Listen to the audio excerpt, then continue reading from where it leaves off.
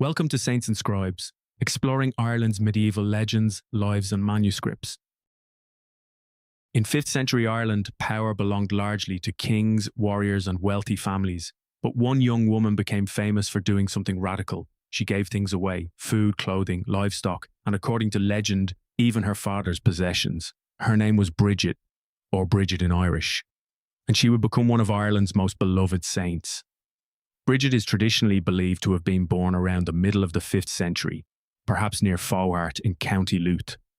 Medieval accounts say that her father, Dubthach, was a wealthy landowner, while her mother, Broicsec, was an enslaved woman. But Bridget's earliest surviving biographies were written generations after her death. They mix memories of a real religious leader with miracles, symbols, and folklore. For that reason, many details of her life remain uncertain. The stories describe Bridget as unusually generous from childhood.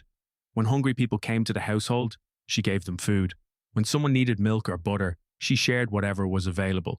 One famous tale says she gave away her father's valuable sword so that a poor man could sell it and buy food. Her father was furious. But for Bridget, wealth was not meant to remain with those who already had enough. She eventually refused marriage and chose a religious life devoted to prayer and service. Bridget became the leader of a community of religious women. At a time when public authority belonged overwhelmingly to men, she was remembered as an abbess, responsible for worship, land, hospitality, and the care of others. Her most important foundation was at Kildare. The Irish name Kildare means the Church of the Oak. Tradition says Bridget established her community beside a great oak tree on land that may already have held spiritual importance. Kildare grew into one of the most influential religious centres in early medieval Ireland.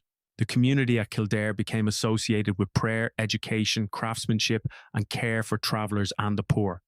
Later tradition describes it as a religious settlement for both women and men. The abbesses who succeeded Bridget held remarkable influence for centuries. A 7th century writer named Cogitosus described her church as magnificent and filled with pilgrims. Whatever the exact details of its foundation, Bridget's legacy was larger than one person. She inspired an institution that continued long after her death. Most of Bridget's miracles are not stories of war or punishment. They are stories of generosity. Milk multiplies, butter given to the poor is restored, the sick are healed, and hungry visitors receive food. In one story, water becomes ale so that guests can be welcomed properly. Again and again, the message is the same. No person who came to Bridget in need should leave empty-handed. She also became associated with animals, farming, healing, and the arrival of spring. Her feast day, the 1st of February, falls at the traditional beginning of the Irish spring. One later tradition tells of Bridget visiting a dying pagan chieftain.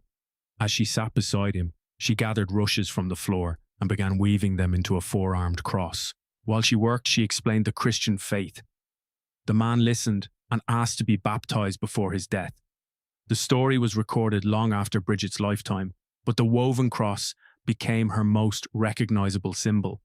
Irish families still make Bridget's crosses around the 1st of February and place them in their homes as signs of faith, welcome, and protection.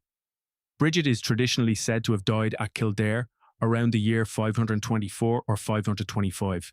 It is impossible to separate every historical fact from the legends that grew around her. But those legends preserve the memory of a remarkable woman, a leader who treated generosity as strength, hospitality as sacred, and authority as service. Alongside Patrick and Colum Cille, Bridget became one of Ireland's great national saints. Her cross is still woven, her feast still marks the coming of spring, and her story still carries the same challenge. What we possess matters less than what we are willing to share.